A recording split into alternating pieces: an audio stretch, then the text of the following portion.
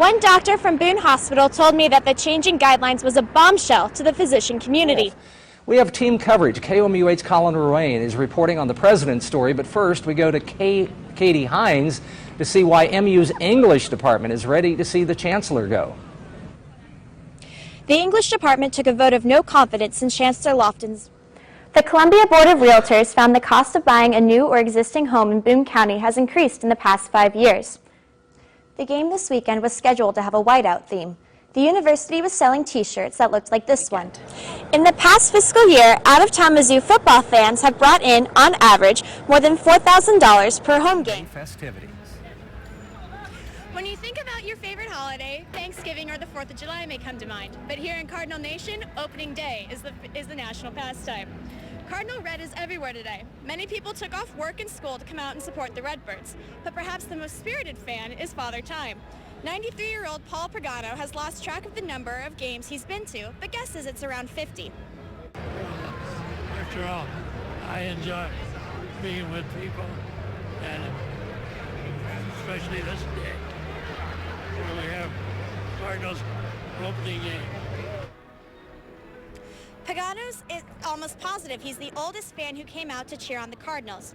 Now, Pagano's spirit has not gone unnoticed. On his 86th birthday, the Cardinals honored him before the game that day. Reporting live in St. Louis, Katie Hynes, KOMU8 News. Rally for Ryan was the theme of Saturday's game. Instead of charging for tickets, people were encouraged to bring a cash donation for pediatric cancer research. Needless to say, it was an emotional win for not only the Lewis family, but for all the fans. Thank you so much for being here today. Missouri men's basketball coach Brad Lewis was emotional during halftime. More than 10,000 people were in attendance for a day Missouri basketball called Rally for Ryan, in honor of Coach Lew's daughter with pediatric cancer. The stands full and the energy high. Lewis put extra encouragement into his pregame speech.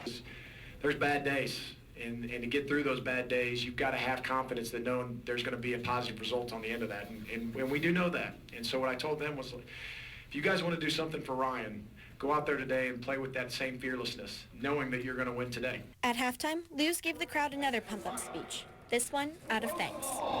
Thank you for helping us to save cancer, but when you pick the fight with Ryan Lewis, you messed with the wrong little girl. Thank you very much. We love Coach Lewis, and we love, the Lewis family, and we just really wanted to do that for him. And I think, we were really passionate about today, and the crowd was great, and that definitely helped us. And like I said, I just don't think that at any moment we thought, winning wasn't an option.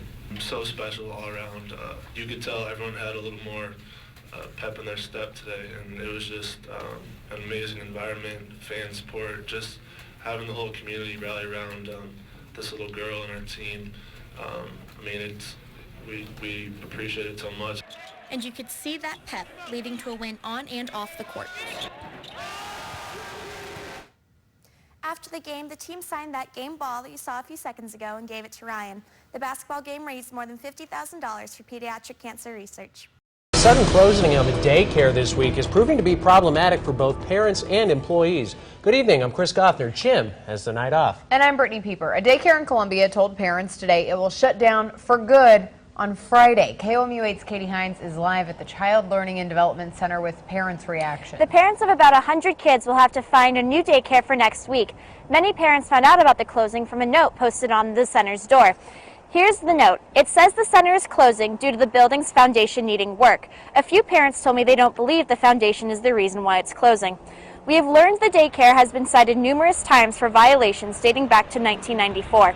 During a recent inspection in October, the daycare was cited for 8 violations, including the fact the director was not routinely on duty, as well as there being no approved director on staff. The facility also did not meet requirements for child enrollment and health information. One parent tells us a lot of families have recently taken their kids out of the facility. We also tried reaching out to the current owner, but our calls were not returned. Reporting live in Columbia, Katie Hynes, KOMU8 News. The FBI announced it processed more than 185,000 background checks. That's nearly 2 per second for gun buyers on Black Friday. That's a record high for one day. The background checks are processed before a buyer can purchase a gun. Target Masters in Columbia did not have an increase in sales from previous Black Friday weekends, but the store expects to see an increase throughout the end of the year because of election season and holiday shopping. Compared to last year, sales were just about the same. It wasn't an increase for us, but they were both good days, but they weren't an increase in gun sales. Another gun shop KOMU8 talked to said it did see an increase last Friday.